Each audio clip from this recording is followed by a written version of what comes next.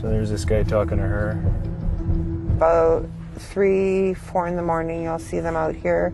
A lot of the people here, they struggle with many different things. You'll see older men just sitting in cars idling.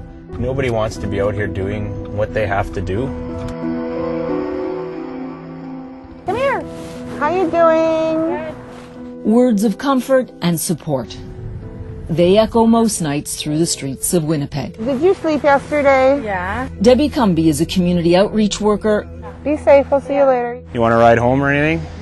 No? You okay? You need anything else? Kurt Chapko is a police detective, part of an elite unit trying to counter sexual exploitation and human trafficking. This is our regular route. We drive in this area and the other areas that have high levels of exploitation. They are both leading a transformation, a new way to fight human trafficking. The approach firmly focused on victims, and most of the ones they meet here come from Canada's minority Indigenous community. Okay, 2 females on the south side of Notre Dame. They're walking westbound. They're going to be at the crosswalk shortly.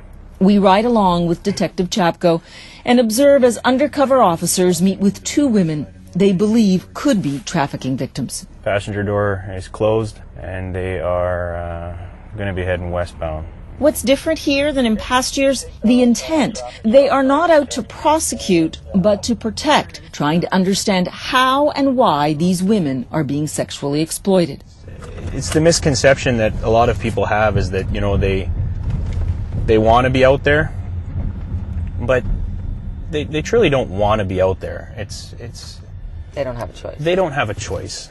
Law enforcement officials acknowledge a history of bias and racism that prevented police on the streets from truly understanding how and why Indigenous women are vulnerable and at risk. There is bias in the police service. We recognize that there's implicit bias. We certainly have taken steps to try to address that in a myriad of ways. We have a team that's dedicated just to outreach, just to being out there and trying to get to know who's out on the street, trying to establish a relationship with them. Lots of kits for tonight. Hopefully it'll be a busy night. To do that, they've teamed with community workers like Debbie, once a trafficking victim herself. She explains outreach is neither quick nor simple. We're controlled by, our traffickers. A lot of people call them their boyfriends or drug dealers, and you owe money and you have a choice. You get beaten or killed or you go out and work. We'll get started. I think we have about 68 kids that are missing this morning. The new approach on the streets of Winnipeg is supported by the government. Jennifer Richardson runs Trasia's Trust, Manitoba's strategy to combat sexual exploitation and sex trafficking of children. Copy, standby. Crucially, the provincial government has committed more than 10 million Canadian dollars each year to fund it, a huge sum for a population of only about 1 million people.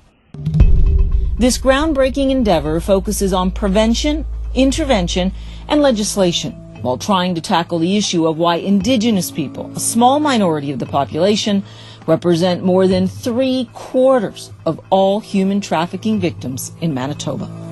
Both independent and government studies have detailed poverty, addiction, family violence, and sexual abuse as key factors. When you look at the context of their environment and what is going on in the sex trade, the level of violence, the level of drugs, it's almost like mental terrorism.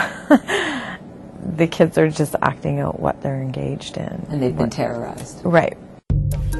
Back with Detective Chapko, we learned the 2 young women they've approached are Indigenous. Police will now follow up with social agencies. Okay, copy that. And that's what's different and revolutionary about the approach here in Manitoba. A first in Canada, it uses targeted funds, but also words, deeds, and training to help fight human trafficking in a whole new way that prioritizes the needs of victims. Okay, be safe. Paula Newton, CNN, Winnipeg.